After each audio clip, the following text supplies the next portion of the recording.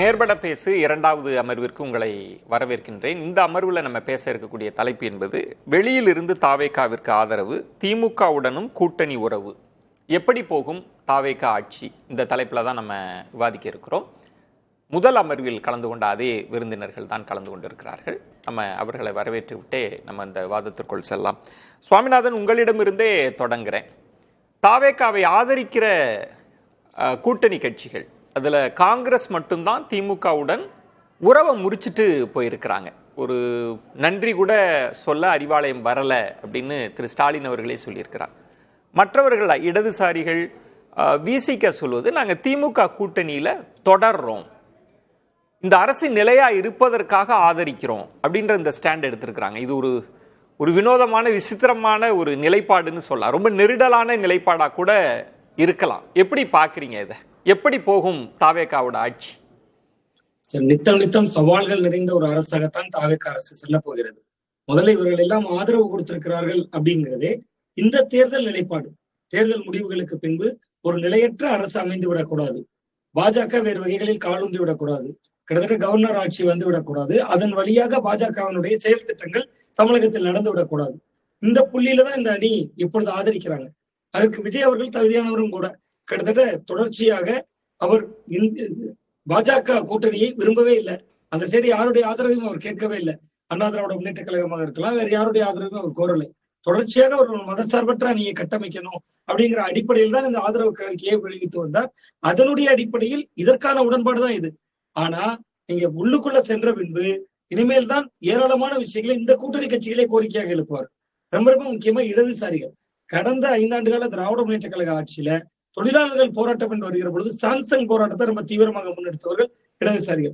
ஏதோ ஒரு போக்குவரத்து ஊழியர்கள் போராட்டமாக இருக்கலாம், தொழிற்சங்க கோரிக்கைகள் நிறைவேறாததுக்காக இருக்கலாம், போக்குவரத்து கழக பணிமனைகள் முன்பு கிட்டத்தட்ட சிஐடி போராட்டத்தை எல்லாம் கூர்மைப்படுத்தியது. அரசு போக்குவரத்து கழக ஊழியர்களுக்கு பென்ஷன் தாமதமா வர்றதா இருக்கலாம், எல்லா விஷயங்களுக்குமே போராடி கொண்டே இருந்தார். அது திமுக கூட்டணிக்குள் இருந்த போதே. இப்ப இதற்கு மட்டும்தான் சுவாமிநாதன், இப்ப நீங்க சொல்வது மாதிரி நிறைய அரசின் நிலைப்பாடுகள்ல சிக்கல் இருக்கும், அதுல விமர்சனங்கள் இருக்கும், அதை நம்ம பார்த்துருக்கிறோம், சில விஷயங்கள்ல எதிர்ப்பாங்கன்னு. ஆனா இந்த புதிய தன்மை அப்படின்றது தாவேகா ரொம்ப கூர்மைப்படுத்தி விமர்சனங்களை முன் வச்சது அப்படின்னா திமுக மீது. திமுக தீய சக்தி அப்படின்னு சொன்னது கடந்த 5 ஆண்டு கால திமுக ஆட்சியில எதுவுமே நடக்கலை அப்படின்னு சொல்லிட்டு தான் அவங்க அரசியல் களத்துக்கே இருந்தாங்க, பிரச்சாரம்லாம் பண்ணாங்க. இப்போ ஆதரவு கொடுப்பவர்கள் திமுக கூட்டணியில தான் இருக்க போறாங்க, ஆனா அரசுக்கு ஆதரவு தெரிவிக்க போறாங்க. நாளை விமர்சனங்கள் வரலாம், திமுக மீது ஏதாவது நிலைப்பாடுகள் இருக்கலாம். அந்த தருணங்கள்ல எல்லாம் இந்த கூட்டணி நிலைப்பாடெல்லாம் எப்படி இருக்கும், ஆதரவு நிலைப்பாடெல்லாம் எப்படி இருக்கும் சுவாமிநாதன்? இது ஒரு புதிய வினோதமான ஒரு அரசியல் நிலையா இருக்கே பாக்குறதுக்கு. தமிழக அரசியல் வரலாற்றிலேயே சார் ஒரு எதிர்கட்சி என்கிற இடத்தில் வரப்போகிறது திராவிட முன்னேற்ற கழகம் எதிர்கட்சி தலைவரை தேர்ந்தெடுப்பாங்க. அந்த எதிர்கட்சி கூட்டணியில் இருக்கக்கூடிய கட்சிகள் ஆதரவு நடக்கக்கூடிய முதல் ஆட்சி. அப்ப நீங்க திமுகவுக்கு எதிராக கூர்மையான விமர்சனங்களே முன்வைக்க முடியாது. இனிமேல் தாவேகா திமுக ஒரு தீய சக்தி அப்படிங்கக்கூடிய விமர்சனத்தை தொடர்ந்து முன்வைத்தாங்க. அது விஜய் மட்டுமல்ல, எம்ஜிஆர் அவர்கள் ஆரம்பத்தில் சொன்ன வார்த்தை, விஜய் ஜெயலலிதா அவர்கள் ஒருபடி மேலே சென்று திருக்குவளை தீய சக்தி என்கிற வார்த்தையை பயன்படுத்தினாங்க. விஜய் அந்த வார்த்தையை தான் எடுத்துக்கொண்டார். அந்த தீய சக்தி என்று அவர் வர்ணித்த அந்த திமுக, அந்த கூட்டணி கட்சிகளில் இருக்கிறவர்கள் ஆதரவில் நடக்கூடிய ஆட்சியில திமுக விமர்சனத்தை நீ எப்படி கூர்மைப்படுத்த முடியும்? விஜய் அவர்கள் திமுக எதிர்கட்சி அரசியலை கூர்மைப்படுத்தலாம், அதே மாதிரி திமுக கூட்டணி கட்சிகள் இந்த கட்சிகள் தவறுகளின் மீதான விமர்சனத்தை கூர்மைப்படுத்தலாம். நீங்க திமுக கூட்டணியில் இருக்கக்கூடிய கட்சிகளின் ஆதரவோடு ஆட்சி நடக்கக்கூடிய ஒரு ஆளுங்கட்சி, அதாவது எதிர்கட்சி கூட்டணியில் இருக்கக்கூடிய கட்சிகளின் கூட்டணியோடு ஒரு ஆளுங்கட்சி. அப்ப அவர்களால் திமுகவை விமர்சனம் செய்வது என்பது ரொம்ப ஏற்புடைய செயலாகவே இருக்காது. அது பெரிய சவாலை சந்திக்கணும். இரட்டை சவால் இருக்கு சார். ஒன்று திமுகவை விமர்சிக்கிறதுலயே இனிமேல் சவால் இருக்கு. அதை விட முக்கியமா நீங்க இன்னொன்னு சார், திருமாவளவன் அவர்களாக இருக்கலாம், இந்திய கம்யூனிஸ்ட் தலைவர்களாக இருக்கலாம், மார்க்சிஸ்ட் கம்யூனிஸ்டாக இருக்கலாம், ஏன் இந்திய யூனியன் முஸ்லீம் லீக்கா இருக்கலாம், எல்லாரும் ஆதரவு கடிதம் கொடுப்பதற்கு முன்பு திமுக தலைவரை சந்திச்சுட்டு வர்றாங்க. அப்ப இப்படியான சூழல்ல திமுகவினுடைய தலைவரையோ அல்லது திமுகவை விமர்சித்தால் கூட்டணி கட்சிகளுக்கே மன வருத்தம் வரும். அதாவது ஆதரவு கொடுத்த கூட்டணி கட்சிகள், அது அடிப்படையில் பார்த்தா திமுக வரிசையில் இருக்கக்கூடிய எதிர்கட்சிகள். அப்ப இந்த திரைப்படத்துல வர்ற டபுள் ஆக்ஷன் காட்சி மாதிரி இருக்கும் கிட்டத்தட்ட சட்டமன்றம். ஒன்று. இன்னொன்று, இந்த கட்சி ஒன்று சுவாமிநாதன், ரொம்ப கூர்மையான திமுக எதிர்ப்பு நிலைப்பாடை எடுக்க முடியாதோ? இவங்க வளர்ச்சி சார்ந்த விஷயத்துலதான் போற முடியுமோ? முன்பு இருந்த மாதிரி கூர்மையான திமுக எதிர்ப்பு நிலைப்பாடு எடுக்கிறதுல சிக்கல் இருக்குமோ? ஏன்னா ஆதரவு தரவங்க எல்லாம் அந்த கூட்டணியில இருக்கிறாங்க, இன்னும் தொடரக்கூடியவங்களா இருக்கிறாங்க. ஆமா சார், அதனால ரொம்ப கடுமையான சிக்கலை அதை சந்திக்கும். நீங்க இன்னும் சரியா சொல்ல போனா விக்கிரவாண்டி மாநாட்டுலதான் ஒரு முதன்முறையாக அரசியல் எதிரியாக திமுக, கொள்கை எதிரி பாஜக என்று சொன்ன கூட்டத்துல ஒரு பக்கம் பாஜகன்னா நீங்க என்ன பாயசமான்னு கேட்டாங்க. அந்த அளவுக்கு கூர்மையான விமர்சனங்கள் வந்தது. ஆன பின்பும் கூட இந்த கட்சிகள் எல்லாம் இன்னைக்கு ஒரு ஜனநாயக அடிப்படையில கிட்டத்தட்ட ஒரு கவர்னர் ஏதாவது முடிவுகளை எடுத்துவிடக்கூடாது, மாறு வகையான முடிவுகள் மாறிவிடக்கூடாதுன்னு ஒரு ஜனநாயக தன்மையோடு இதை அணுகியிருக்காங்க. ஆனா இது ஒரு இந்த காங்கிரஸ் சொல்லிச்சு ஃப்ரெண்ட்லி ஃபைட், அந்த மாதிரி ஃபைட் கிடையாது. இது கிட்டத்தட்ட நீங்க திமுகவை இனிமேல் கூர்மையாக விமர்சித்தா அந்த பக்கம் இருக்கக்கூடிய திமுக இங்க இருக்கக்கூடிய கூட்டணி கட்சிகளோடு நட்புல எல்லாம் இருக்காங்க. அப்ப அது ஒரு பெரிய நெருடல் நிறைந்த ஒரு அரசாக இருக்கும். இப்ப நீங்க சொல்வது திரு விஜய் அவர்களோ அல்லது தாவேகாவோ வேறொரு வியூகம் வகுத்து தான் ஆட்சியை நடத்த முடியும்னு சொல்றீங்க. நம்ம தொடர்ந்து பேசலாம். சுனாதிவாகர், இதுல ரொம்ப கவனிச்சீங்கன்னா காங்கிரஸ் அவங்க முன்பே அவங்க வெளிப்படுத்திட்டாங்க, தாவேகாவுக்கு 30% இருக்குன்னுலாம் அவங்க தான் பேசினாங்க. அப்படியே அந்த உறவை ஒரே நாளில் துண்டிச்சுட்டு போயிட்டாங்க. அப்போ அவங்களால கூர்மையான திமுக எதிர்ப்பை கூட எடுக்க முடியும், தாவேகாவோட கரம் கோர்க்க முடியும். இப்போ இடதுசாரிகள் சொல்ற காரணம்ன்றது எங்களுக்கு உறவு இருக்கு, திமுக கூட்டணியோடு உறவு இருக்கு, மாநில நலனுக்காக எந்த போராட்டங்களையும் நாங்கள் அவங்களோட கரம் கோர்ப்போம். ஆனால் இவரை ஆதரிச்சதுக்கு காரணம்ன்றது மதசார்பற்ற ஒரு முற்போக்கு அணியா அதை நாடி வந்திருக்கிறார், அதற்காக செக்குலரிசம், அதுக்காக நாங்கள் ஆதரிக்கிறோன்றது அவங்க நிலைப்பாடு. திருமாவளவன் அவர்கள் சொன்னது இன்னும் எனக்கு விஜய் மீது விமர்சனம் இருக்கு. ஆர்எஸ்எஸ் பற்றி ஆர்எஸ்எஸ் பெற்றெடுத்த குழந்தைன்னு நான் சொன்னேன்னா அந்த விமர்சனம் அப்படியே தான் இருக்கு. இந்த அரசு கவிழ்ந்து விடக்கூடாது, அந்த பழி என் மீது வந்து விடக்கூடாது என்பதற்காக நான் ஆதரிக்கிறேன் அப்படின்னு. இந்த ஆதரவு நிலைப்பாடே ரொம்ப ஒரு கத்தி மேல நடக்கிற மாதிரி இருக்கா? கண்டிப்பா. முதல்ல அதுக்கு முன்னால நாளை தமிழக முதலமைச்சராக பொறுப்பேற்கவிருக்கக்கூடிய திரு ஜோசப் விஜய் அவர்களுக்கு வாழ்த்துக்களை தெரிவித்துக் கொள்கிறோம். ஏன்னா தமிழ்நாட்டில் முதன்முறையாக ஒரு சிறுபான்மை மதத்தைச் சேர்ந்த ஒருவர் முதலமைச்சர் ஆகிறார் அப்படிங்கிறது உண்மையிலேயே ஒரு சமூக நீதிமன்றத்தில் அது ஒரு வரவேற்கத்தக்க ஒரு விஷயம். அந்த வகையில் திரு ஜோசப் விஜய் அவர்களுக்கு வாழ்த்துக்களை தெரிவித்துக் கொள்கிறேன். இப்போ நீங்கள் கேட்ட கேள்விக்கு முன்னால் முதல் அமர்வில் சபீர் ஒரு விஷயம் சொன்னார். அது தொடர்பாகவும் ஒரு 2 மினிட்ஸ் மட்டும் சொல்லிக்கிறேன். என்னன்னா ஒன்று விஜய் அப்படிங்கிறது விஜய் மதச்சார்பற்ற கட்சிகளிடம் மட்டும்தான் அவர் ஆதரவு கேட்டார். அவர் நினைச்சிருந்தா தேசிய ஜனநாயக கூட்டணியில் ஆதரவு கேட்டிருக்கலாம் அப்படின்னு. அதிமுகவிடம் முதல் ஆதரவு கேட்டார் என்கிற தகவல்களும் வெளியாகி இருக்கின்றன. ஏன்னா எல்லாமே இங்கே தகவல்கள் தான். உறுதிப்படுத்தப்பட்ட விஷயம் அப்படிங்கிறது தமிழக வெற்றி கழகத்தின் தரப்பிலிருந்து வந்தால் மட்டும்தான். அதனால தான் முதலே சொன்னேன், அவங்க ஆதரவு கடிதங்கள் கொடுத்தது சிபிஐ, சிபிஎம், இவங்க ஐயுஎம்எல், இவங்க விடுதலை சிறுத்தைகள் மட்டும்தான்.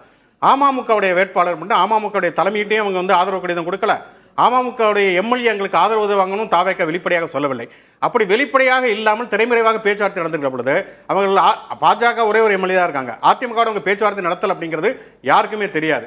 இன்னொன்னு, இப்ப நான் அதே மாதிரியான ஒரு தகவல் தான் திமுக அதிமுக கூட்டணி அமைக்க போகிறது. அதுவுமே யாருமே உறுதிப்படுத்தப்படவில்லை. எப்படி தமிழக வெற்றி கழகம் முதன்முறையாக தன்னுடைய ஆதரவை அதிமுக கேட்டது, அதை அதிமுக நிராகரித்து விட்டது அப்படிங்கிறது எப்படி ஒரு தகவலோ அதே மாதிரி தான் திமுக அதிமுக கூட்டணி வைக்குங்கிறது. என்னை பொறுத்தவரை என்னுடைய தனிப்பட்ட நிலைப்பாடுங்கிறது விஜய் பெரும்பான்மையான மக்கள் தேர்ந்தெடுத்து விட்டார்கள். அவருக்கு பெரும்பான்மை கிடைக்கவில்லை என்று சொன்னாலும் பெருவாரியான மக்கள் வாக்களித்து விட்டார்கள். அவர் முதலமைச்சராக வேண்டும், எதிர்க்கட்சிகளாக பொறுப்புள்ள வகையில் திமுகவும் அதிமுகவும் செயல்பட வேண்டும் என்பதுதான் என்னுடைய கருத்து. ஆனால் பெரும்பான்மை என்பது 118 அவருக்கு கிடைக்கல. அப்படிங்கிறப்ப விஜய் வேண்டாம் என்று வாக்களித்த பெரும்பான்மையும் இன்னொரு பக்கம் இருக்குது அப்படிங்கிற ஒரு சாத்தியத்தை மட்டும் தான் சொன்னேன். இன்னொன்னு, இது தாவேகாவை ஒரு மதச்சார்பின்மை, தாவேகாவுடைய வெற்றி என்பது ஒரு மதச்சார்பின்மை கிடைத்த வெற்றின்னு சொல்ல முடியாது. ஏன்னா திமுக மட்டும்தான் களத்துல தமிழ்நாடு வெர்சஸ் என்டிஏ அப்படிங்கிற ஒரு முழக்கத்தை முன்வைத்தார்கள். அதிமுக ஸ்டாலினுடைய ஆட்சியை அகற்ற வேண்டும். இவர் முன்வைத்த ஒரே ஒற்றை முழக்கங்கிறது பாஜக எதிர்ப்பு. அவருடைய பிரச்சாரத்தில் எத்தனை பாஜக எதிர்ப்பு பேசினாரு? அவர் முழுக்க திமுக எதிர்ப்பு மட்டும் தான் பேசினார். இடதுசாரிகளோட ஆதரவுல மதசார்பற்ற சொல்லி நான் முடிச்சுறேன். இல்ல, நம்ம அந்த இடத்துக்கு வந்துரும். இடதுசாரிகள் ஏன் ஆதரிச்சாங்கன்ற இடம் இருக்குல்ல, நம்ம அதெல்லாம் கடந்து வந்தாச்சு. அவருடைய பிரச்சாரத்தை பொறுத்த வரைக்கும் அவர் ஸ்டாலின் வேண்டுமா விஜய் வேண்டுமா என்பது மட்டும் தான் வைத்தது. அவருக்கு வாக்களித்தவர்கள் விஜய் வேண்டும் என்று சொல்லி தான் வாக்களித்தார்கள். அது மட்டும் தான். அவர் மதச்சார்பின்மை பாஜக எதிர்ப்பு அவர் எங்கேயுமே முன்வைக்கவில்லை. இன்னும் சொல்ல போனால் இஸ்லாமியர்கள் அதிகம் இருக்கக்கூடிய பகுதிகளில் தாவாக பெரிய அளவில் வெற்றி பெறவில்லை. அங்கெல்லாம் திமுக கூட்டணி தான் வெற்றி பெற்றிருக்கிறது அப்படிங்கிறத யதார்த்தமான ஒரு விஷயம். அப்ப ஏன் இடதுசாரிகள் அந்த நிலைப்பாடு எடுத்திருக்காங்க? இடதுசாரிகள் ஏன் அந்த நிலைப்பாட்டை எடுத்திருக்காங்க அவங்க வெளிப்படையாகவே சொல்லியிருக்கார்கள். அவர்களை பொறுத்த வரைக்கும் ஒரு அரசுங்கிறது தேர்ந்தெடுக்கப்பட்டிருக்கிறது. இந்த அரசு கவிழ்ந்து விடக்கூடாது. இந்த அரசை கவிழ்ந்து விட்டது என்று சொன்னால் நேரடியாக குடியரசுத் தலைவருடைய ஆட்சி வந்துவிடும். குடியரசுத் தலைவருடைய ஆட்சிங்கிறது நேரடியாக பாஜக தமிழ்நாட்டை ஆள்வதில்லை. அது அந்த இடத்துல தான் சுகுணாதிவாகர் எனக்கு கொஞ்சம் விளக்கம் கொடுங்க. இடதுசாரிகள் கொடுத்த விளக்கத்தில் திருமாவளவன் கொடுத்த விளக்கம் அப்படி இருக்கு. விஜய் மீது என்ன விமர்சனம், தாவேகா மீது என்ன விமர்சனம் வச்சேனோ அதுல எனக்கு மாற்று கருத்து இல்லை. என் மீது பழி வந்துடக்கூடாது, குடியரசுத் தலைவர் ஆட்சியை கொண்டு வந்துட்டேன்னு. அதுக்காக இந்த அரசு அமைவதற்கு ஆதரவு கிளியரா இருக்கு.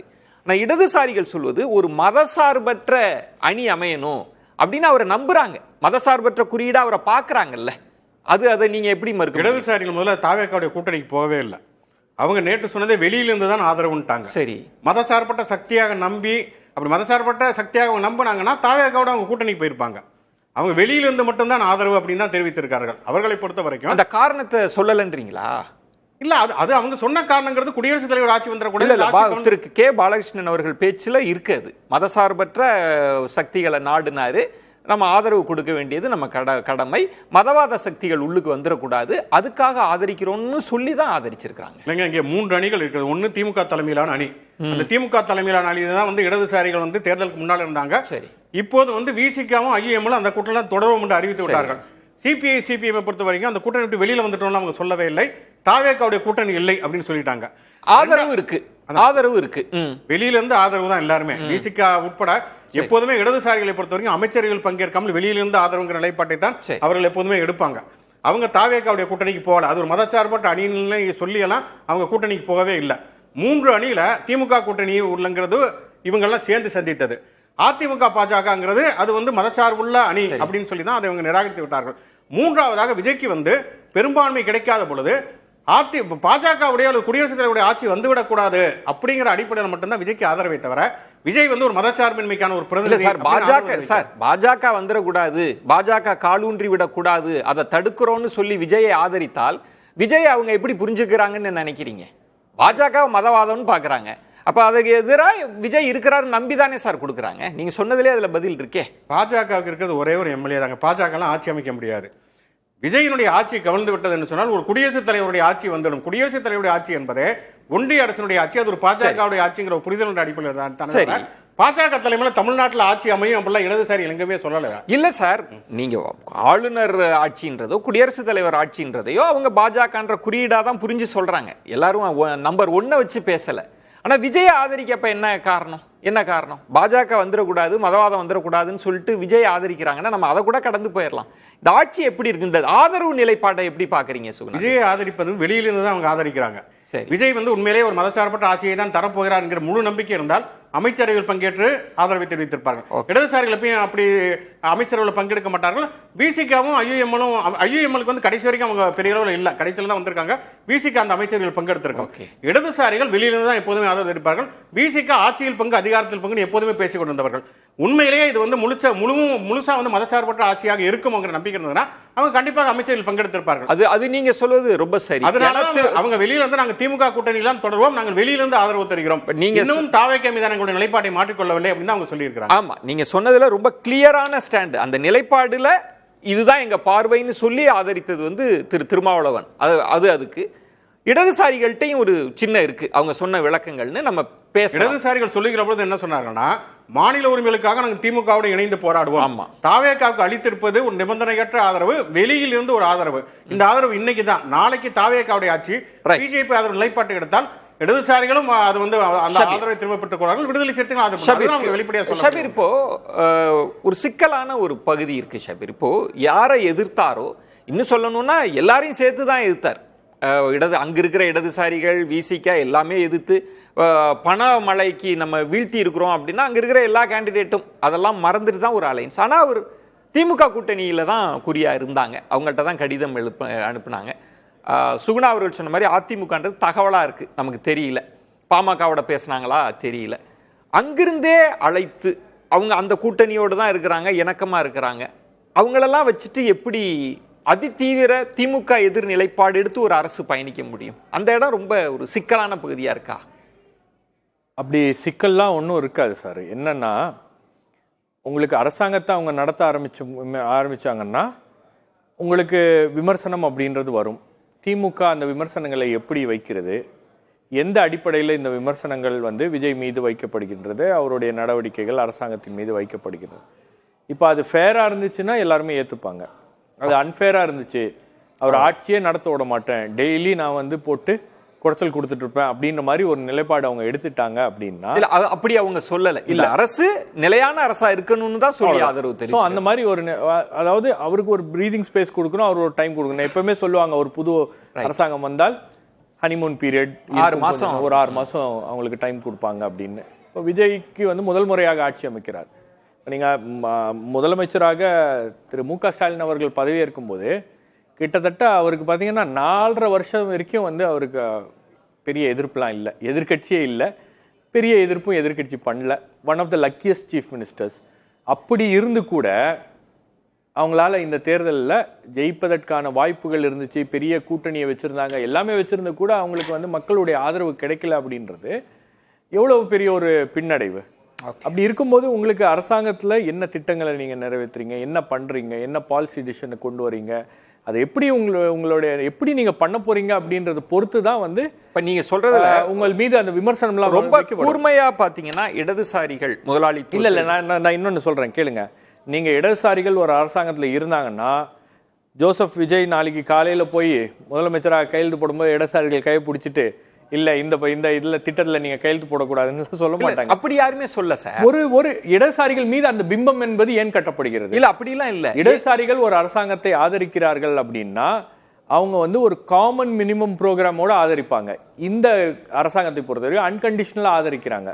காரணம் என்னன்னா உங்களுக்கு இந்த ஸ்டேட்ல வந்து ஒரு செக்யுலர் கவர்மெண்ட் இருக்கணும், ஒரு மதசார்பற்ற அரசு இருக்கணும் அப்படின்ற ஒரு அரசியல் நோக்கம். மதசார்பற்ற ஒரு செக்குலர் கவர்மெண்ட் இருக்கணும். இங்க வந்து உங்களுக்கு தமிழ்நாடுன்ற இந்த ஸ்டேட்டை வந்து ப்ரொடெக்ட் பண்ணணும். இங்க வந்து பிஜேபிக்கு ஒரு இடம் கொடுத்து விடக்கூடாது அப்படின்னு. இப்போ இடதுசாரிகள் வந்து தாவேக்காவை ஆதரிப்பதனால் இடதுசாரிகள் குடைச்சல் கொடுப்பாங்க, விசிக்கு அந்த மாதிரி ஒரு வேண்டாம். இல்ல அந்த மாதிரி ஒரு பிம்பத்தை கட்டமைக்க பலரும் முயற்சி. அப்படி அந்த புரிதல்ல நம்ம பேசல. நம்ம எப்படி அரசியலா பேசணும்? இங்க ஒரு விஷயத்தை சொல்லிடுறேன். நான் சொல்றேன் சார், நீங்க ஆன்டி பிஜேபி அப்படின்றது இன்னைக்கு எல்லா கட்சிகளுக்கும் முதன்மையான ஒரு விஷயமாக இருக்கிறது, ப்ரையாரிட்டியா இருக்கு. காங்கிரஸ் கட்சி திமுக விட்டு வந்ததற்கான காரணம் என்ன? இல்ல நம்ம அது இல்ல நான் சொல்றேன். நான் பாயிண்டடா நான் ஒரு விஷயம் கேக்குறேன். விஜய் நான் கேட்றேன். விஜய் நான் ஒரு கேள்வி முன் வச்சிடுறேன். சுகுணா கூட பேசினாரு. உங்களுக்கு வந்து காங்கிரஸ் கட்சியை விட இந்த நாட்டில் ஆன்டி பிஜேபி அப்படின்னு இருக்கக்கூடிய கட்சி இருக்கா? ராகுல் காந்தியை விட ஆர்எஸ்எஸ் பிஜேபிக்கு எதிராக முழக்கமிடக்கூடிய ஒரு நபரை நீங்க காமிங்க. அந்த கட்சியே இன்னைக்கு வந்து திமுகவை விட்டு வெளியேறி இருக்கிறது அப்படின்னா என்ன காரணம்? அவங்களுக்கு ஏதோ ஒரு விஷயத்துல இவங்க வந்து திமுக காம்ப்ரமைஸ் பண்ணிட்டாங்களா பிஜேபியோட அப்படின்ற ஒரு சந்தேகம் நீங்க அவங்களுக்கு வந்திருக்கிறது. முன்பே இந்த சந்தேகம். அப்ப நீங்க ஒரு முரண் சொல்றீங்க. அப்ப அந்த சந்தேகம் கம்யூனிஸ்டுகளுக்கு இல்லன்றீங்களா? நான் இன்னொரு கேள்வி, கம்யூனிஸ்டுகளோட கை கோர்த்துருவாங்கன்னு நீங்க நினைக்கிறீங்க? இல்ல சார், அப்புறம் அது இல்ல. நீங்க என்ன சொல்றீங்கன்னா திமுக பாஜகவுக்கு ஒரு உறவு இருக்குன்னு காங்கிரஸ் சந்தேகித்ததுன்னா அந்த சந்தேகம் கம்யூனிஸ்டுகளுக்கு வரலையா? மம்தா பானர்ஜி அதை பேசியிருக்காங்களே சார், அதை மறுத்துட்டாங்க சார். அது என்ன சார், பேசினாங்களா இல்லையா? இல்ல சார், அது தெளிவா விளக்கம் கொடுத்த பிறகு நீங்க உங்களுக்கு தெரியாது இல்ல. நான் என்ன கேட்கிறேன், அதுக்கப்புறம் இங்க இருந்து சொல்லப்பட்டு அதுக்கப்புறம் பேசப்பட்ட வார்த்தை இருக்கிறதா இல்லையா? காங்கிரஸ் வந்து திமுக பிஜேபியோட உறவு இருக்கு காரணம் சொல்லிருக்காங்களா? இல்ல நம்ம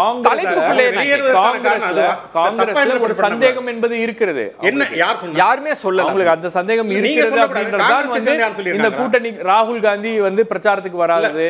ராகுல் காந்தி ஷபீர் நான் உங்களுக்கு தெரியாது இல்ல. ஷபீர் ஒரே ஒரு விஷயம். இல்ல ஷபீர் நான் ஒரு விஷயம் சொல்றேன், உங்களுக்கு தெரியாது இல்ல. மற்ற எல்லா மாநிலங்கள் இல்ல ஷபீர் நான் ஒரு விஷயம் சொல்றேன். நான் என்ன அனுமதிங்க ஷபீர், ஒரே கட்சியோட கருத்தை காங்கிரஸ் கட்சிக்காரங்க சொல்லணும். ஷபீர் எப்படி சொல்ல முடியும்? இல்ல ஒரே ஒரு பாயிண்ட் கருத்து சொல்றேங்க. இல்ல ஷபீர் உங்க கருத்தா சொல்லுங்க. என் கருத்து தான். காங்கிரஸ் கட்சிக்கு சந்தேகம் காங்கிரஸ் கட்சிக்கு சந்தேகம் இருக்கிறதுன்றது என் கருத்து. அதனால தான் அவங்க வெளியே எந்த ஆதாரம் இருக்குன்னு கேக்குறேன். இப்ப நீங்க மம்தா பானர்ஜி சொன்னீங்க இல்ல, நீங்க அப்படி ஒரு நம்ம தலைப்பா பேசலாம்னு நினைக்கிறேன் ஷபீர். ஒரு பாயிண்ட் தலைப்புக்குள்ள இப்ப ராகுல் காந்தியே எங்க பிரச்சாரத்துல ஒரு இடத்துல ஸ்டாலினை பெயரை பயன்படுத்துறார். பாஜகவுக்கு எதிராக களமாடுவதில் தமிழகத்துல முன்னணியில் இருக்கிறது திமுக அரசுன்னு அவர் ஒரு இடத்துல எங்க பிரச்சாரத்துல பேசியிருக்கிறார். நம்ம அதெல்லாம் கடந்து வந்துடலாம். இப்ப நீங்க சொல்ற மாதிரி யாரோ வந்து அவங்க கையை பிடிச்சி இழுத்துருவாங்க, அப்ப அந்த தன்மையில கேட்கல. இப்போ இடதுசாரிகள் விஜய் வந்துட்டு போன பிறகு அலுவலகத்தில் என்ன பேசுறாங்கன்னா, இனிமேலாவது அவர் பாஜகவுக்கு எதிராக தன் குரலை பேசணும், கண்டிப்பா பேசணும், தான் நிலைப்பாடை அறிவிக்கணும், மதச்சார்பின்மையில ஊரு இல்லாம அவர் அந்த இடம் தான் கேட்கிறேன். அந்த இடத்துல அவங்க கராரா இருப்பாங்க, இடதுசாரிகளோ விசிக்கவோ. அங்க அவர் ஒரு அங்கதான் சுவாமிநாதன் சுட்டி காட்டினார். இது ஒரு கத்தி மேல நடக்கிற மாதிரி விஜய்க்கு இருக்கும். நிச்சயமா நீங்க இந்த மேண்டேட்டே விஜய்க்கு இதே ஒரு 130 இடங்களோ 40 இடங்களோ 60 இடங்களோ கிடைச்சிருந்தா யாருடைய ஆதரவும் இல்லாமல் அவர் வந்து ஆட்சி அமைத்திருக்கலாம். ஆனா உங்களுக்கு ஒரு செக்ஸ் அண்ட் பேலன்சஸ் இருக்காது. இப்போ வந்து உங்களுக்கு இடதுசாரிகள் விசிகா போன்றவர்கள்லாம் வெளியிலிருந்து ஆதரவு கொடுக்கிறார்கள் அப்படின்னும் போது அவங்க வந்து இந்த அரசாங்கத்தை கைட் பண்ண முடியும். ரைட். சில விஷயங்கள்ல அவங்களுடைய தலையீடு இருக்கும், சில விஷயங்களை அவங்களோட கன்சல்ட் பண்ண வேண்டிய ஒரு கட்டாயம் என்பது விஜய்க்கு ஏற்படும். நீங்க சொன்ன மாதிரி விஜய் எல்லாம் வந்து விஜயே பாலகிருஷ்ணன் அவர்கள் சொல்றப்ப வந்து நான் ஏதாவது சின்ன தவறு செய்தால் கூட நீங்க எனக்கு சொல்லுங்க, நீங்க கட்டாயம் என்ன கைட் பண்ணுங்கன்னு சொன்ன தன்மையும் நம்ம பார்க்கிறோம். ஆனா இன்னொரு இடம்ன்றது இந்த கட்சிகள் இடதுசாரிகள் வீசிக்க நாங்க திமுகவோட தோழமையோடு இருக்கிறோம் அப்படின்னு சொல்ற இடம் இருக்குல்ல, அங்கேயும் நாங்க அந்த கூட்டணி இருக்கு, இங்கேயும் ஆதரவுன்ற இந்த பொசிஷன் எப்படி பாக்குறீங்க ஷபீர்? இல்ல நீங்க இங்க வந்து ஆதரவு அரசாங்கத்துக்கு ஆதரவு, அவங்க கூட்டணியில் நாங்கள் இருக்கிறோம் அப்படின்றத அவர் சொல்றாரு. நாங்க வந்து ஒரு அஜெண்டா, ஒரு காமன் அஜெண்டா, மாநில நலன் அதே போல பாஜக எதிர்ப்பு அப்படின்னா இணைந்து பயணிப்போம். ஓகே, அவ்வளவுதான். இதுல வந்து இன்னைக்கு வந்து அவங்க ஒரு அரசியல் ரீதியாக ஒரு முடிவை எடுத்திருக்கிறார்கள். ஓகே, இதே முடிவுல அவங்க தொடர்வாங்களா? இன்னைக்கு இருக்கக்கூடிய இந்த அரசியல் சூழல்ல இந்த முடிவை எடுத்திருக்காங்க. ஓகே, நாளைக்கு இந்த அரசியல் சூழல் மாறுகிறது, நாளைக்கு வந்து பாஜக திமுக கொஞ்சம் நெருக்கமாக வருகிறது அப்படின்னும் போது இடதுசாரிகள் இதே நிலைப்பாட்டில் இருப்பாங்க அப்படின்னு சொல்ல முடியும். நீங்க சொல்ற மாதிரி காலம் தீர்மானிக்கும், அரசியல் சூழல் தீர்மானிக்கும். இப்ப இடதுசாரிகளே தாவேகாவுக்கு எலெக்ஷனுக்கு முன்னாடி ஆதரவு இல்ல, தாவேகாவை எதிர்த்து தான் அவங்க வந்து களமாடினாங்க. நாங்க நம்ப மாட்டோம், உங்கள்ட்ட சந்தேகம் இருக்குன்னு சொன்னாங்க. இன்னைக்கு சூழல் மாறி இருக்குன்னா அது சூழல் தானே. எப்படி நீங்க பாக்குறீங்க? ஒரு சுருக்கமா ஒரு பார்வை வைங்க, பிரேக் அப்புறம் நம்ம விரிவாவே பேசலாம். இந்த நிலைப்பாடை எப்படி பாக்குறீங்க? இடதுசாரிகள் விசிக இந்த நிலைப்பாடை எப்படி பாக்குறீங்க? நிலைப்பாடுகள் என்பது கம்யூனிஸ்ட் கட்சிகள் இந்தியாவில் எந்த மாநிலத்திலும் ஆட்சிகள் இல்லை. ஆனா இங்க சுகுணா திவாகர் சார் சொன்னாரு, அவங்க எங்கேயுமே வந்து அமைச்சரவை இதெல்லாம் பங்கேற்க மாட்டாங்க.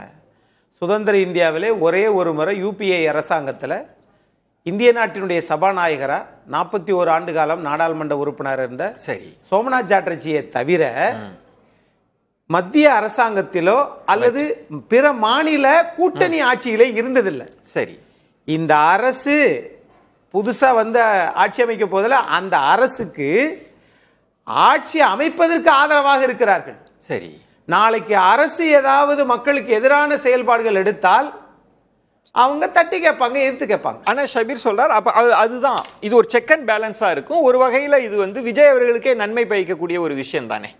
கேட்டால் கேட்கவில்லை என்றால் ஏன் அப்படி சொல்றீங்க? அவர் தேடி போய் நீங்க தான் ஆதரவு தரணும்னு கேட்டு வாங்கியிருக்காரு. ஆமா, 108 இருந்ததுனாலதான் இப்போ 5 நாள் கழிச்சு நாளைக்கு பதவி ஏற்க போறாங்க. அப்ப அந்த தேவை ஏற்படும் போது நான் இப்படி கேட்கிறேனே, நாங்க தாவேக்காவோட போறோம், காங்கிரஸ் கட்சி என்ன சொல்லுச்சு? எங்களுக்கு நிறைய டிமாண்ட் இருக்குது, அதனால எங்களுக்கு 28 சீட்டும் ஒரு ராஜ்யசபா சீட்டும், அடுத்து உள்ளாட்சி தேர்தல் எங்களுக்கு 20% இப்படி எல்லாம் கோரிக்கை வச்சாங்கல்ல, எல்லா செல்வாக்கையும் பெற்றுக்கிட்டாங்கல்ல, தேர்தலுக்கு வந்து ஒத்துழைப்பு தந்தாங்களா? இல்ல. ஆனா ஆட்சி மாறின உடனே அப்படியே மாறிக்கிட்டாங்கல்ல. இதனால்தான் காங்கிரஸ் கட்சி எல்லா மாநில தமிழ்நாட்டில் மாண்புமிகு முன்னாள் முதலமைச்சர் திரு மு க ஸ்டாலின் அவர்கள் தயவினால் காங்கிரஸ் இங்கே நீடித்து இருந்தது.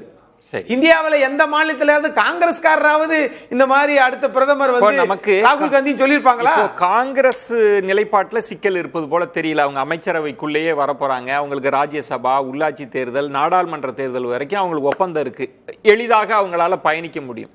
இடதுசாரிகள் விசிகாவினுடைய அந்த ஆதரவு எப்படி விஜய் அவர்கள் சமாளிப்பாங்க? அவங்க அங்கேயும் தோழமையோடு இருக்கிறாங்க, அந்த இடத்தை தான் கேட்கிறேன். எப்படி 67க்கு பிறகு தமிழ்நாட்டில் 60 வருஷத்துக்கு பிறகு அமைச்சரவையில தமிழ்நாடு மாநில அமைச்சரவையில காங்கிரஸ் இடம்பெறுவது இதுதான் முதல் முறை. 67க்கு பிறகு கூட்டணி ஆட்சி என்கிற பெயரில் காங்கிரஸ் தனிச்சு நின்று வரலீங்க. இது மத்தியில் இருப்பவர்களுக்கு என்ன மாதிரி கோணத்தை ஏற்படுத்தும்?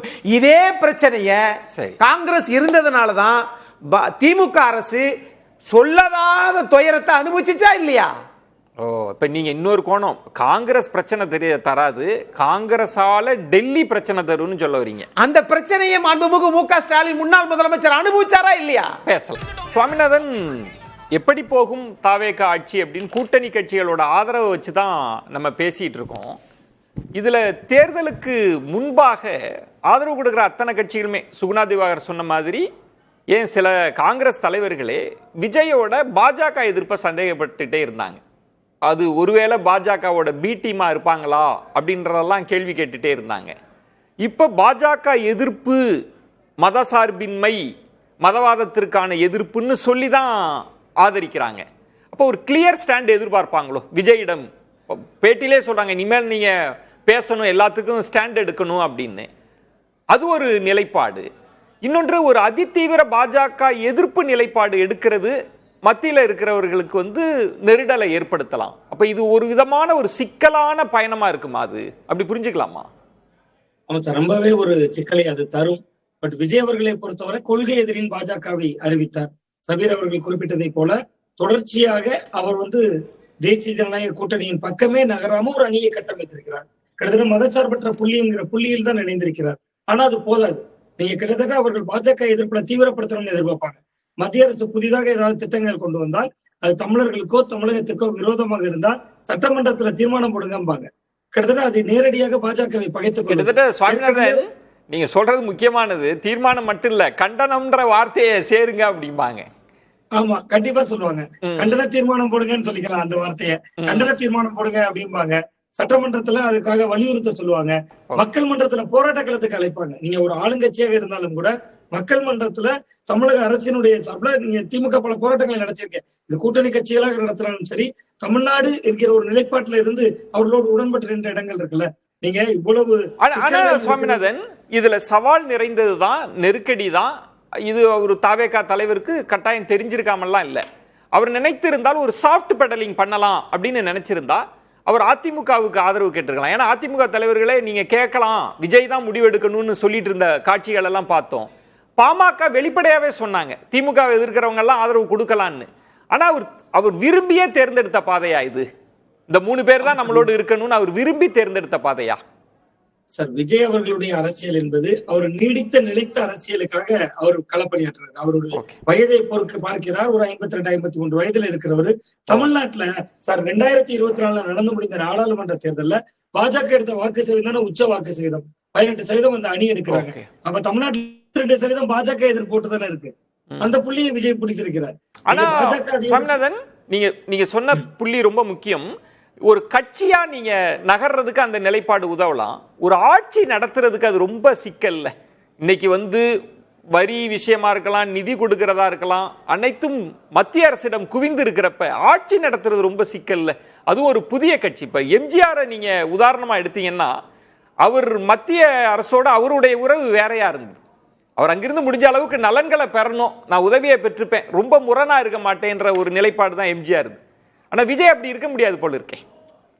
ஆமா சார், நிச்சயமாக விஜய் அவர்களால் அப்படி இருக்க முடியாது. அதனாலதான் அவர் ஆளுநர் விவகாரத்துல மற்றவர்கள் விமர்சித்த போது கூட கூடியவரை அமைதியாகவே இருந்தார். நீங்க மோடி அவர்களுக்கு நன்றி தெரிவித்த அந்த கடிதத்துல கூட முதல் முறையாக அவர் நன்றி கடிதம் அவர் பாராட்டிய முன்பு வாழ்த்து தெரிவித்த போது இவர் நன்றி தெரிவிக்கிறார். அந்த நன்றி தெரிவிக்கிற கடிதத்துல கூட ஒரு மென்மையான அணுகுமுறையை தான் கையாளுகிறார். அதுதான் இடதுசாரிகளுக்கு நம்பிக்கை பெறுவதற்கும் நாளை கடத்துகிறது. இத்தனை நாட்கள் அவர்கள் நாளை கடத்துறதுக்கு அதெல்லாம் தான் காரணம். ஆனா ஒரு இடதுசாரிகள் வெளியில இருந்து பேசி விடலாம், அவங்க நிர்வாகத்துல வரப்போறதே இல்ல. நீங்க விசிகா பேசி விடலாம், அவர்கள் நிர்வாகத்துல இல்ல. ஒரு நிர்வாகத்தை நடத்துவதற்கு விஜய் அவர்களுடைய அணுகுமுறை சரியானது. ஆனா அந்த சரியான அணுகுமுறை இந்த கூட்டணியில் இப்பொழுது சேர்ந்திருக்காங்கல்ல, ஆதரவு கொடுத்திருக்காங்கல்ல, இந்த கட்சிகளை அணுகுவதற்கு சரியானதாக இருக்காது. அது அந்த இடம் தான். ஷபீர், நான் அரசியல் எல்லாம் விட்டுட்டு இப்போ உதாரணத்துக்கு PM ஸ்ரீயே நாளைக்கு வரும், நீங்க கையெழுத்து போடுறீங்களா இல்லையா, தொகுதி மறுவரை நாளைக்கு இஷ்யூலாம் வரலாம். அந்த இடம் எப்படி இருக்கும்னு நினைக்கிறீங்க? இதுவரை எப்படி இருந்ததோ அதே போலதான் இருக்கும் அப்படின்ற ஒரு எதிர்பார்ப்பு இருக்கு. நீங்க விஜய் நம்ம என்ன ஒரு 3 வருஷமா ஒரு அரசியல் ரீதியா அவர் எப்படி செயல்படுறான்னு பாக்குறோம். பல்வேறு விமர்சனங்கள் அப்படின்றது நமக்கு இருக்கு. நெருக்கடி கொடுத்தா அவர் சரண்டர் ஆயிடுவாரு அப்படின்ற ஒரு பேச்சும் இருந்துச்சு. பல கட்டங்கள்ல நெருக்கடி என்பது அவருக்கு கொடுக்கப்பட்டுச்சு. உங்களுக்கு அது கரூர் சம்பவமா இருக்கட்டும், CBI விசாரணை, ஜனநாயகன் படம், அதுக்கப்புறம் கூட்டணிக்குள்ள வந்துடணும் அப்படின்ற ஒரு நெருக்கடி, ஏகப்பட்ட நெருக்கடிகள் இப்படி கொடுக்கப்பட்டிருக்கு அவருக்கு. எந்த இடத்துலையும் அவர் காம்ப்ரமைஸ் பண்ணி வேற ஒரு பொசிஷனை எடுத்துட்டாரா அப்படின்னு பாத்தீங்கன்னா அதுல அவர் எடுத்ததில்லை. அவர் பேசல அப்படின்றதுல விமர்சனம்லாம் நான் ஏத்துக்கிறேன். நிறைய விமர்சனங்கள் இருக்கு, எனக்கும் இருக்கு. பாஜகவை இன்னும் கடுமையாக அவர் தேர்தல் களத்தை பேசியிருக்கணும், இன்னும் வீரியமாக பேசியிருக்கணும், தீவிரமாக பேசியிருக்க வேண்டும் அப்படின்றதுல மாற்று கருத்தெல்லாம் கிடையாது. ஆனால் அதற்காக அவர் ஏதோ ஒரு இடத்துல வந்து காம்ப்ரமைஸ் பண்ணிட்டாரு, ஏதோ ஒரு இடத்துல போய் பேசி உங்களுக்கு வந்து பாஜக சொல்லக்கூடிய விஷயங்களை கேட்டுட்டாரா அப்படின்னா இது வரைக்கும் அந்த மாதிரி விஷயங்கள் நடக்கல அப்படின்னும் போது அரசாங்க ரீதியாக அவருக்கு மேலும் வந்து ஒரு பவர் இருக்கு. அவருக்கு இப்போ ஒரு சீஃப் மினிஸ்டர் போது சில விஷயங்களை வந்து எதிர்த்து களமாடுவதற்கான வாய்ப்புகள் அதிகமா இருக்கு. பக்கபலமாக உங்களுக்கு காங்கிரஸ், இடதுசாரிகள் இவங்கெல்லாம் இருக்காங்கன்னா இவங்கெல்லாம் வந்து ஒரு கைடிங் ஃபோர்ஸாக இருப்பார்கள் அப்படின்ற ஒரு நம்பிக்கையும் பலருக்கு இருக்கு. பொதுவாகவே பாத்தீங்கன்னா ஆன்டி பிஜேபி அப்படின்ற அந்த லைன்ல வந்து காங்கிரஸ் எவ்வளவு தெளிவாகவும் எவ்வளவு சரியாகவும் இருக்கிறதோ அந்த நம்பிக்கை வந்து உங்களுக்கு அரசாங்க ரீதியாகவும் அது இருக்கும் அப்படின்ற ஒரு எதிர்பார்ப்பு. ஷபீர் சொன்ன பாயிண்ட் இருந்தது, திமுக என்ன பொசிஷன் எடுத்ததோ இப்ப திமுக இல்ல அந்த இடத்துல கூட்டணி கட்சிகள் ஆதரவு தர போறாங்கன்றது ஒரு பாயிண்ட். அவர் விரும்பி தேர்ந்தெடுத்தது தான், அவர் ஒன்றிய அரசுன்ற பதத்தை தான் பயன்படுத்தினப்பே எல்லாரும் விமர்சிச்சாங்க. அது நீட்டு எதிர்ப்பா இருக்கலாம். அவர் பாஜக அவர் விரும்பியே தானே அந்த பாதைக்கு போறார். மேபி ஷபீர் சொல்ற மாதிரி அவர் வெளிப்படையா அதிர்ந்து பேசாம இருக்கலாம், ஆனா எங்கேயும் சரிக்கியது இல்லை அப்படின்னு சொல்றார். அப்போ ஒரு தொடர்ச்சியா தான் ஒரு நீட்சியா தான் தாவேகா ஆட்சியும் போகும்னு புரிஞ்சுக்கலாமா? ஒன்று வந்து நம்ம இப்போ விஜய் நாளைதான் பதவி ஏற்க போகிறார் அப்படிங்கிறதுனால அவர் இப்படித்தான் இருப்பார் அப்படின்னா நம்ம யூகிக்க முடியாது. அதை முன்வைத்து நம்ம விமர்சனங்கள் முன்வைக்க முடியாது. அவருடைய இந்த 2.5 ஆண்டுகால செயல்பாடுகளுடைய அடிப்படையில் வைத்து சில நம்ம யூகங்களை சொல்லலாம். அல்லது இந்த 2.5 ஆண்டு காலத்தில் வந்து நீங்கள் இப்படி செயல்பட்டுருக்கீங்க, இதில் சில தவறுகள் இருக்குது, இனிமேல் இப்படி செயல்படாதீங்கன்னு சொல்லலாம். அந்த அடிப்படையில் நான் என்ன சொல்கிறேன்னா, அவர் அடிப்படையில் வந்து அரசியல் எதிரி திமுக, கொள்கை எதிரி பாஜக அப்படின்னு சொல்லியிருந்தார். நீங்கள் முதல்ல இருந்து கேட்டிருந்தீங்க அவருடைய இந்த திமுக எதிர்ப்பு என்னாகும், திமுக எதிர்ப்பு என்னாகும். இப்போ திமுக எதிர்ப்பு அவங்களுக்கு தேவையில்லை. ஏன்னா அவர் சொன்ன ஒரு டெஃபினிஷனை அரசியல் எதிரி என்பது அன்னைக்கு யார் ஆட்சியில் இருக்காங்களோ அவங்க தான் அரசியல் எதிரி என்பதா. இன்னைக்கு இவங்க ஆளுங்கட்சி, இன்னைக்கு திமுக எதிர்க்க வேண்டியதில்லை. ஆளுங்கட்சியாக தாவேக்கா இருக்குங்கிறப்ப திமுக எதிர்ப்புங்கிறது இன்னைக்கு பேச வேண்டிய அவசியம் இல்லை. அப்படி இருக்கக்கூடிய ஒரு சூழல்ல கொள்கை எதிரின்னு சொன்ன பாஜகவை அவர் கடுமையாக விமர்சிக்கவில்லை என்பதை யதார்த்தம் எல்லாருக்குமே தெரிந்த ஒரு விஷயம். அவர் வந்து பாஜகவை ஆதரிக்கவில்லை என்று நாம் சொல்லலாமே தவிர பாஜகவை எதிர்க்கக்கூடிய எல்லா சந்தர்ப்பங்களிலும் அவர் வந்து எதிர்க்காமல் தான் இருந்திருக்கிறார். அது மட்டும் இல்லாமல் அவர் என்ன பண்ணியிருக்காருன்னா, அது திமுக பாஜக ஆடக்கூடிய நாடகங்களும் தொடர்ச்சியாக பழி போட்டுட்டே வந்திருக்கிறார். அவரை பொறுத்த வரைக்கும் இவன் இந்த 2.5 வருஷமாக அவர் வந்து பண்ணிய அரசியல் என்பது ஒன்று வந்து விக்டிம் ரோல் பிளே பண்ணிக்கிட்டு, நான் பாதிக்கப்பட்டிருக்கேன், என்னை தடுக்கிறாங்க அப்படிங்கிறது. யார் தடுக்கிறாங்கிறப்ப திமுக தடுத்தாங்க தான் தொடர்ச்சியாக சொல்லிக் கொண்டிருந்தாரே தவிர பாஜகவின் மீது அவர் பாஜகவினால் பாதிக்கப்பட்ட பொழுது அவர் ஒரு குரலை கூட எழுப்பவில்லை. இப்போ வரைக்கும் ஆளுநர் வந்து அவரை வந்து பதவியேற்க விடாமல் தடுத்த வரைக்கும் ஒரே ஒரு குரலை கூட எழுப்பாத ஒரு நபர் தான் விஜய். ஒண்ணு, இனிமேல் நீங்க அந்த விக்டிம் கார்டை வந்து பிளே பண்ண முடியாது. ரெண்டாவது, பைனரி பாலிடிக்ஸ் அவர் தொடர்ச்சியா வச்சிருந்தார். ஸ்டாலினா விஜயா. அதை தாண்டி அவர் பாஜகவுன்னு எப்பயுமே போவே கிடையாது. இனிமேல் அவர் ஸ்டாலினா விஜயான்னு வைக்க முடியாது. அப்ப நீங்க ஜனநாயகனுடைய தடைக்கு அவர் பேசல. திருப்பரங்குன்றம் இஷ்யூல வந்து அவர் என்ன சொன்னா, திமுகவும் பாஜகவும் சேர்ந்து நாடகம் பாடியிருந்தார். அது ஒரு தவறான நிலைப்பாடு. இன்னும் சொல்ல போனால் தொகுதி மறுவரை கடைசியா தேர்தல் அப்ப தொகுதி மறுவரை இருந்தப்ப அருண்ராஜ் ஐஆர்எஸ் என்ன ஒரு வீடியோ போட்டார்னா, திமுகவும் பாஜகவும் சேர்ந்து திமுக வெற்றி பெற வேண்டும் என்பதற்காக தான் இந்த நாடகம் போட்டார்கள். நாங்க அது ரொம்ப, அதாவது திமுக வெற்றி பெற வைப்பதற்காக எதிர்க்கட்சி உறுப்பினர்கள் சேர்த்து 12 ஆண்டுகளுக்கு பிறகு வந்து தோற்கடிச்சது. இதுல நீங்க சொல்றது முக்கியமான இடம் அக்னீஸ்வரன். இப்ப சுகுணா திவார் சொல்ற பாயிண்ட் என்னது, நீங்க அரசியலா கமிட் பண்ணாம இருக்கலாம், பேசாம இருக்கலாம், திமுகவும் பாஜகவும் நாடகம் ஆடுதுன்னு சொல்லிட்டு போயிடலாம். எந்த இஷ்யூவா இருந்தாலும் அதிகாரத்துக்கு வராத வரைக்கும். இன்னைக்கு அதிகாரத்துக்கு வந்தாச்சு, ஆட்சி வந்தாச்சு, நாளைக்கு பிஎம்ஸ்ரீ திட்டம் வருதா, நிலைப்பாடு எடுத்தாகணும். தொகுதி மறுவரை வந்துதா, நிலைப்பாடு எடுத்தாகணும். அதுல நம்ம தள்ளியே போக முடியாதுன்றது. ஆதரவு கட்சிகளும் இருக்கிறாங்க. அதுல தான் ஷபீர் சொல்றார், அவர் விரும்பி தேர்ந்தெடுத்தது, அதுல அவர் பயணிப்பார், கூட இவங்க எல்லாம் இருக்கிறாங்க அப்படின்னு சொல்றார். தமிழ்நாட்டு மக்கள் விரும்பித்தான் விஜய் அவர்களை முதலமைச்சராக்கி இருக்கிறார்கள். நீங்க கட்சி எப்படி முடிவெடுக்கலாம், கூட்டணி யாரை வேணாலும் சேர்த்துக்கலாம், பாரதிய ஜனதாவை எதிர்க்கலாம் அல்லது எதிர்க்கிறதை போல நடிக்கலாம் அல்லது மறைமுகமாக ஆதரிக்கலாம், அதெல்லாம் முக்கியம் இல்லை. ஆனால் நீங்க சொன்ன வாக்குறுதி, மக்களின் எதிர்பார்ப்பு, 60 ஆண்டு கால ஆட்சியை தூக்கி எறிய வேண்டும் என்று நினைத்தது இப்ப தூக்கியெல்லாம் எரியல. 126 சட்டமன்ற உறுப்பினர்கள் கொடுத்திருக்கிறாங்க. ஆனாலும் இங்க கம்யூனிஸ்ட் இயக்கங்கள் உங்களுக்கு ஆதரவு தெரிவிக்குதுன்னா, ஆதரவு தெரிவிச்சாங்க. திரு ஐக்கிய குஜரால் அவர்கள், தேவகவுடா ஆட்சி குறைந்த கால ஆட்சி தான். அந்த குறைந்த கால ஆட்சியில் கூட திரு இந்திரஜித் குப்தா, பாராளுமன்றங்களின் தந்தை என்று அழைக்கப்பட்டவர், நம்ம இந்திய நாட்டினுடைய உள்துறை அமைச்சராக இருந்தார். இருந்தாலும் இவர்கள் ஆட்சியில் பங்கேற்கல அப்படிங்கிறது தான் இந்த குதிரைக்கு பேரறிவு பிறந்த அண்ணா தான் சொல்லுவார், ஒரு எதிர்க்கட்சி எப்படி செயல்படணும் அப்படின்னு சொன்னா, ஒரு வயல் என்றால் வரப்பு இருக்கணும், வரப்பு இருந்தால் தான் நீர் அங்க இருக்க முடியும், பயிர் செழிப்பாக வளரும். அதே போல்தான் ஒரு மாடுனா மூக்கனா கயிறு, யானைனா அங்குசம் இருக்கணும். ஆக திமுகவும் அதிமுகவும் சிறந்ததோர் எதிர்க்கட்சியா பணியாற்றணும், பணியாற்றுவார்கள். இல்லப்ப அக்னீஸ்வரன், இதுல ஒரு கிளியர் பொசிஷன் எடுத்துதானே ஆகணும். அவர் கட்டாயம் எடுக்காம எப்படி இருக்க முடியும்? இப்போ விசிகா எதிர்பார்ப்பு இருக்கு, ஐயுஎம்எல் இருக்காங்க, இடதுசாரிகள் இருக்காங்க, ஏன் காங்கிரஸ் கூட இருக்குன்னா கிளியரா கவர்மெண்ட் ஸ்டாண்ட் எடுத்து தானே ஆகணும். இதெல்லாம் எங்களுக்கு இல்லை அப்படின்றப்போ கிட்டத்தட்ட சுவாமிநாதன் சொன்ன மாதிரி திமுக, ஷபீரே சொன்னாங்க, திமுக எடுத்த பொசிஷன்ல பெரிய மாற்றம் இருக்காதுன்னு சொல்றாரு. விஜய் உறுதியா இருப்பாருன்ற இடம். மாற்றம் இருக்காது எதை சொல்லுகிறார் என்று தெரியவில்லை.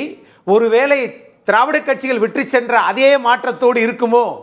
அடுத்த 2029 தேர்தல் வருவது வரைக்கும் கஜனாவை காலி செய்து விட்டு போய்விட்டார்கள், என்னால் என்ன செய்ய முடியும், மத்திய அரசு எனக்கு ஒத்துழைப்பு தரவில்லை என்கிற மாற்றத்தை திமுக சொன்னதை போல இவரும் எடுத்து விடுவாரோ?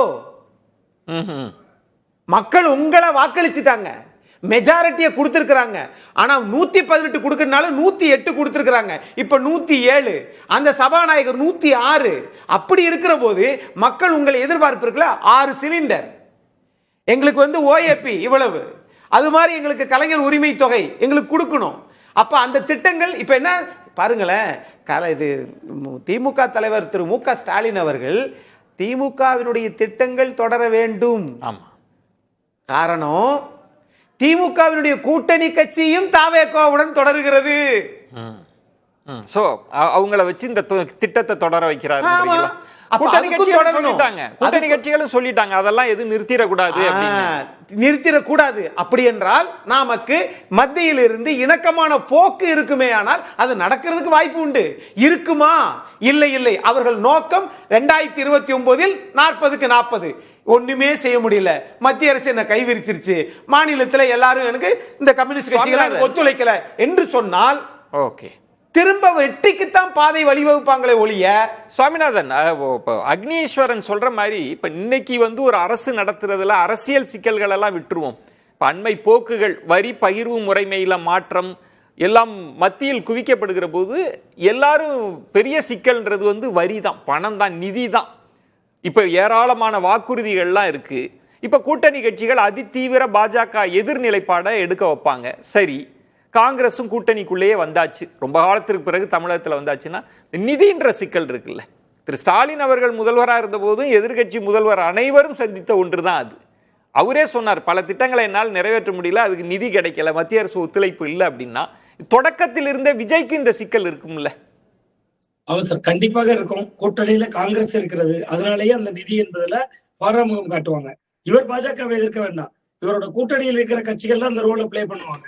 அதுவே அவர்களுடைய ஆட்சியில் நடக்கிறதுனால, அவருடைய தயவால் ஆட்சி நடக்கிறதுனால, அவருடைய ஆதரவில் ஆட்சி நடக்கிறதுனால அதுவுமே விஜய் மீதான கோபமாகத்தான் டெல்லியை பார்க்க வைக்கும். இன்னொன்று, அக்னீஸ்வரன் சார் சொல்றது ரொம்ப முக்கியமான ஒரு இடம். வாக்குறுதிகள் கிட்டத்தட்ட 6 சிலிண்டர் தொடங்கி மாதம் 2500 ரூபாய் பெண்களுக்கு, தாய்மாமன் சீரு, அதுல தங்கம் கொடுக்கணும், மோதிரம், தங்க மோதிரம், பட்டு சேலை. கிட்டத்தட்ட அவர், நான் நினைக்கிறேன் விஜய் அவர்கள் வெற்றி பெறுவோம் என்று நினைத்திருப்பார். ஆனா முதல் தேர்தலிலேயே இவ்வளவு பெரிய வெற்றியை அவர் எதிர்பார்த்தாரா என்று தெரியல. அப்படி இருந்தால் இவ்வளவு பெரிய வாக்குறுதிகள் கொடுத்திருக்க மாட்டாங்க. அது ஒரு கத்தி முனையில நிக்கிற மாதிரி அவர்களுக்கு அந்த வாக்குறுதிகளும் சவால். அது கிட்டத்தட்ட இந்த கூட்டணியோடு சேர்ந்து ஆட்சி நிர்வாகம் செல்றதுல பாஜகவிடம் வாங்குறதுலயும் சவால். அப்புறம் 8 சவால்கள் அவர்களுக்கு இருக்கலாம். எப்படி போகும் தாவே காட்சின்ற தலைப்புல தான் பேசிட்டு இருக்கோம். நிறைவு சுற்று எல்லாரும் ரொம்ப சுருக்கமா சம்ம பண்ணலாம். சுகுணாதி பகர், உங்களோட பார்வை. இல்லை, இப்போ அதுதான் வந்து இப்போ ஒரு ஆரோக்கியமான ஒரு விஷயமாக நான் பார்ப்பது இந்த இதை பொறுத்தவரைக்கும் இந்த தேர்தல் முடிவுகள் மற்றும் அமைய போகக்கூடிய அந்த சட்டமன்றத்தில் 2 வலிமை வாய்ந்த எதிர்க்கட்சிகள் இருக்கின்றன, திமுக, அதிமுக. ஏன்னா திமுகவை பொறுத்த வரைக்கும் அவங்க வந்து எதிர்க்கட்சியாக, ஆளுங்கட்சியாக இருப்பதை விட எதிர்க்கட்சியாக இருக்கும்போது ரொம்ப வீரியமாக செயல்படுவார்கள். அவர்கள் வந்து 10 ஆண்டுகள் 13 ஆண்டுகள்லாம் எதிர்க்கட்சியாக இருந்திருக்காங்க. அதிமுக வரலாற்றில் முதல் முறையாக 2வது முறையாக ஒரு எதிர்க்கட்சியாக இருக்க போகிறார்கள். அப்படிங்கிறப்ப கண்டிப்பா வந்து அவங்க வந்து ஒரு பொறுப்புள்ள எதிர்க்கட்சியாக செயல்படுவார்கள். அதை தாண்டி விஜயனுடைய ஆட்சிக்கு வந்து வெளியிலிருந்து ஆதரவு தரக்கூடிய இடதுசாரிகள், விடுதலை சிறுத்தைகளும் அந்த ஆட்சியை வந்து நல்வழிப்படுத்துவார்கள் அப்படிங்கிற நம்பிக்கை இருக்கிறது. ஷபீர், உங்களோட பார்வை.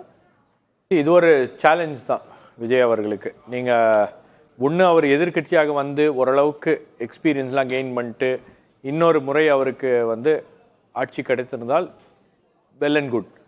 பட் இது வந்து ஃபர்ஸ்ட் வித்தவுட் எனி எக்ஸ்பீரியன்ஸ் ஒரு அட்மினிஸ்ட்ரேட்டிவ் எக்ஸ்பீரியன்ஸ். அவர் முதலமைச்சராக வராருன்னா ஓகே, அவர் அப்போ 100 மடங்கு வேலை செஞ்சா இப்போ 200-300 மடங்கு அதிகமாக வேலை செய்ய வேண்டும். ஓகே, அவர் மீது இருக்கக்கூடிய அந்த நம்பிக்கை, அவர் மட்டும் இல்ல, ரைட், அவர் கூட இருக்கிறவங்க மற்றவங்க எம்எல்ஏஸ் கட்சி தொண்டர்கள் எல்லா விஷயங்களையும் வந்து ஓகே. அங்க எது சின்னதா எது நடந்தாலும் அது விஜயை பாதிக்கும். ஏன்னா வெற்றி அவருடைய ஏன்னா எல்லாமே விஜய்க்காக போட்டது, எல்லாமே விஜய்க்கு போட்டது. அதனால ஒரு எம்எல்ஏ ஒரு தொண்டை ரோட்ல போலீஸ் ஸ்டேஷன்ல கவர்மெண்ட் ஆபீஸ்ல அதுல பிரச்சனை பண்ணாலும் அது நேரடியாக அவரை தான் பாதிக்கும். அக்னீஸ்வரன், சுருக்கமா எப்படி போகும்னு நினைக்கிறீங்க? திராவிட கட்சிகள் இல்லாத, காங்கிரஸ் அது மாதிரி திமுக அதிமுக இல்லாத 60-75 ஆண்டுகளுக்கு பிறகு தாவேகா புதிய ஒரு கட்சியா ஆட்சியில வருது. அது எப்படி செயல்படுகிறதுன்றதை பொறுத்திருந்து பார்ப்போம். சுவாமிநாதன், திமுக அதிமுக இரண்டையும் மக்கள் மன்றத்தில் வீழ்த்தி விட்டார். சட்டமன்றத்தில் வீழ்த்துவது அவ்வளவு எளிதல்ல. ஏனென்றால் இவர்களுக்கும் 47 இருக்கு அண்ணா திராவிட முன்னேற்ற கழகத்திற்கு. திராவிட முன்னேற்ற கழகம் பிரதான எதிர்கட்சி வரிசையில் இருக்க போகிறது. சோ 2 பேருமே எதிர்கட்சி அரசியலை கூர்மைப்படுத்துவார்கள். அதே நேரத்தில் அவர் கவனமாகவும் கையாளரும். கிட்டத்தட்ட தன்னுடைய கட்சியினுடைய நிர்வாகிகள் அல்லது ரசிகர்கள் கூட்டம், அந்த பெருங்கூட்டத்தையும் அவர் சமாளிக்க வேண்டிய தேவையும் இருக்கிறது. ஏனென்றால் நேற்று வரை அவர் ஒரு நடிகராக இருந்தார், இந்த முதல்வராக அவர் வருவார். இன்னொன்று சொன்னார், வெற்றி பெற்றவுடன் கிராமமாக ஒவ்வொரு ஊருக்கு வருவேன்னு சொல்லியிருந்தார். திட்டங்களோடு வரணும், அதுவும் மக்களிடம் மத்தியில ஒரு எடுபடக்கூடிய ஒன்றாக இருக்கும். பொறுத்திருந்து பார்க்கலாம். விருந்தினர்களுக்கு என்னுடைய நெஞ்சம் நிறைந்த நன்றிகளை தெரிவித்துக் கொள்கிறேன். மற்றொரு தலைப்புல சந்திக்கிறேன். நன்றி, வணக்கம். அது கண்டிப்பா ஏற்றுக்கொள்ள முடியாது. பிரதான கூட்டத்தில் கூட்டப்பட்ட